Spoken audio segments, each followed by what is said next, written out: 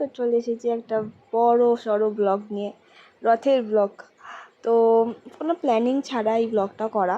তো কাজ থেকে সেদিকে কাজ ছিল আমার, তো কাজ থেকে তাড়াতাড়ি ছুটি হয়ে গেছিলো, তো ভাবলাম যাই একটু মেলা ঘুরে আসি। মা বাবা বন্ধু বান্ধব সবাইকে বললাম একটু ভাই মেলা ঘুরে আসি।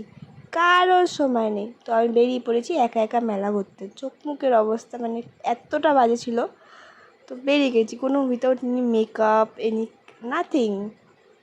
তো কী করবো কাজ থেকে বেরিয়ে সোশ্যাল মিডিয়াতে বাগবাজারের মেলা এত ভাইরাল হয়েছে, তো চলে গেছি বাগবাজার মেলা দেখতে একা একাই।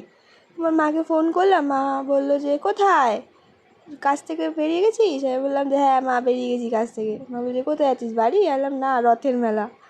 মা বলছে এখন রথের মেলা, কে কে? আমি বললাম মা একাই যাচ্ছি। মা বলছে একা একা ভালো লাগবে?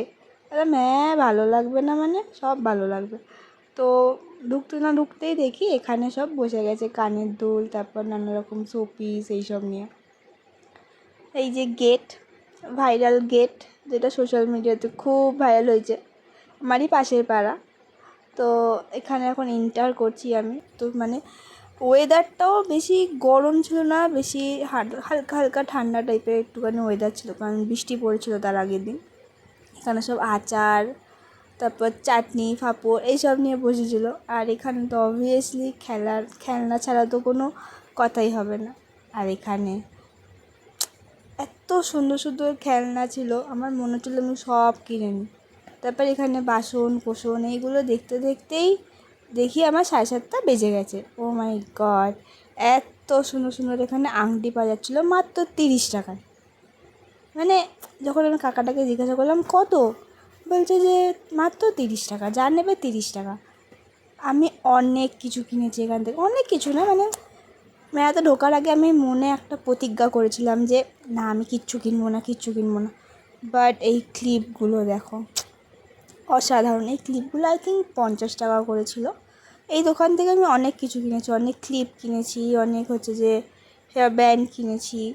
তারপর ক্লিপ কেনার পরে আমি চলে গেছিলাম যাকে দেখতে এসেছিলাম, জগন্নাথ দেবকে। তো তাকে দেখতে গিয়েছিলাম। সাইডে একটা কোণ করে জুতো খুলে নমস্কার করে ওপরে উঠতে, এত সুন্দর ডেকোরেশন, এত সুন্দর সাজিয়েছে, খুব সুন্দর সাজিয়েছিল, খুব সুন্দর। মানে ওদের তিনজনকে এত সুন্দর লাগছিলো, জগন্নাথ, বলরাম, সুভদ্রা তিনজনকে খুব সুন্দর লাগছিলো। এই বছরটাকে নিয়ে আমার দ্বিতীয় বছর বাগবাজারে রথ দেখা। আগের বছর তোমাদের সবার প্রিয় মনাকে নিয়ে এসেছিলাম, আর ওর সাথে বোনও ছিল। এবছর আমি একা একা চলে এসেছি। তো যেটা নিয়ে বলছিলাম, এখানে ভোগ বিতরণ হচ্ছিল সাইডে, প্রচুর ভিড় ছিল, অনেক লাইন পড়েছিল ভোগের, অনেক লাইন পড়েছে। আমিও ভেবেছিলাম একটু লাইন দাঁড়াই, তারপর অনেক রাত হয়ে গেছিলো আর শরীরটাও খুব টায়ার্ড ছিল বলে আর লাইনে দাঁড়াইনি। তারপরে দেখি একটা কাকু এখানে থালাতে করে ক্ষীর টাইপের কিছু একটা সবাইকে দিচ্ছিলেন, বলছিলেন ওটা ঠাকুরেরই প্রসাদ।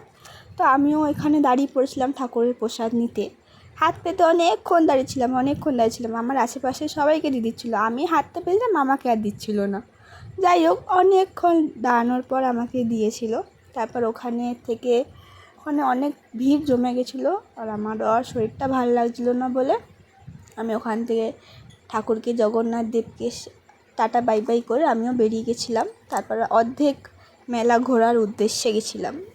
তো নমস্কার করে জুতো টুতো পরে ঠাকুর প্রসাদটা আমি খেয়ে নিয়েছিলাম। আমি ভুলে গেছিলাম যে আমাকে বাড়ির জন্য আর কিছু আনতে হবে বলে।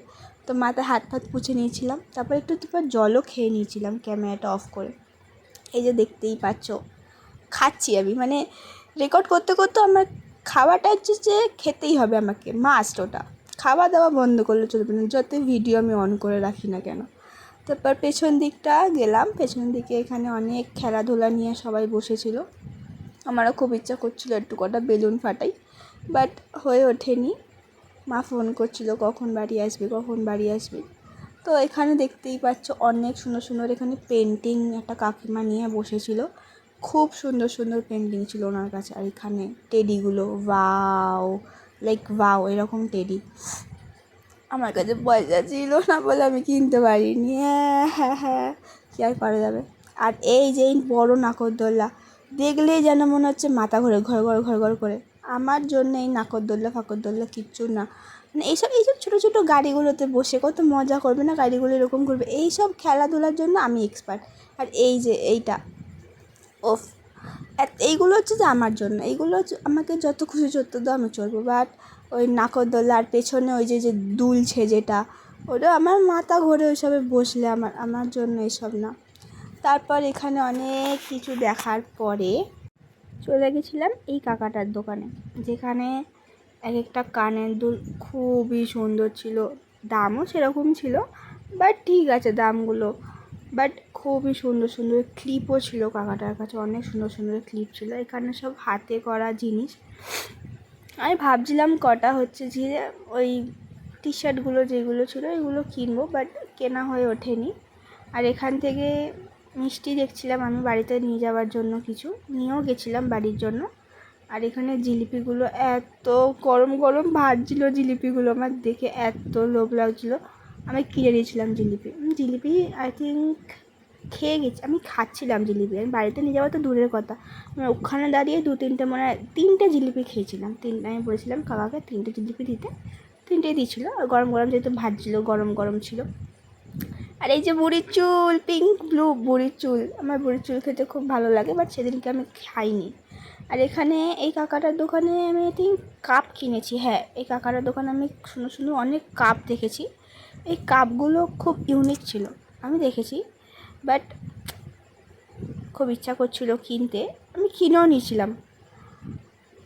16 টাকা করে আই থিঙ্ক ছিল কাপগুলো, ইয়েস 16 টাকা করে।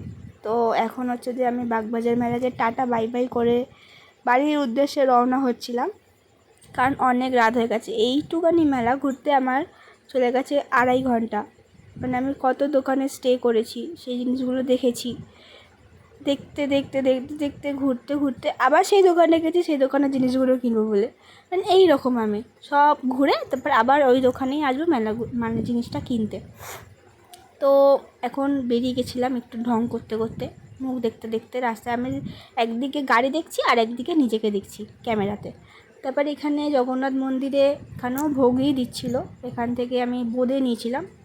এবার আমি একটাতে আমার কাজ চলেনি, আমি আরও 2টো নিয়েছিলাম বোঁদের এরকম প্রসাদেরে। তারপর এখানে এই যে ভোরে টোরে আমি এখন যাচ্ছি বাড়ি, বাগবাজার থেকে কুমারটুলি হেঁটে হেঁটে বাড়ি যাব, কিনা পয়সা বাঁচাচ্ছি আমি।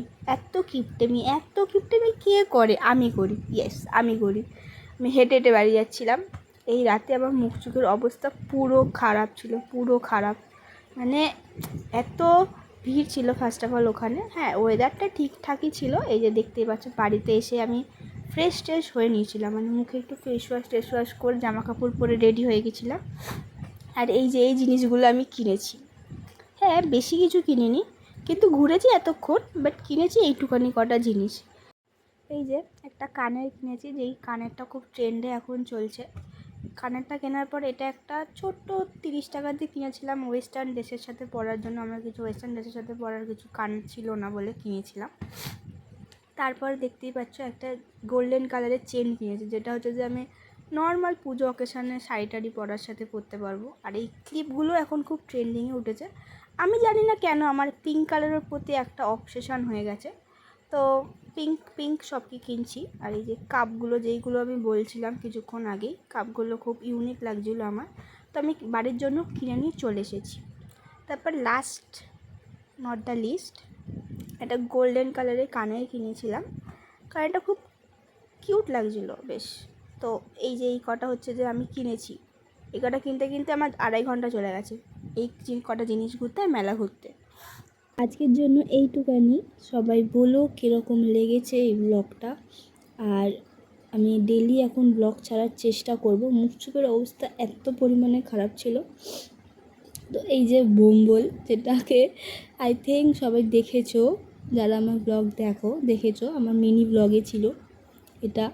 আমি এত চটকাই, আমার খুব ভালো লাগে ওকে। আর বেশি বড় করব না ব্লগটা, এমনি অনেক বড় হয়ে গেছে, তো please please please like comment আর সাবস্ক্রাইব করে দিও।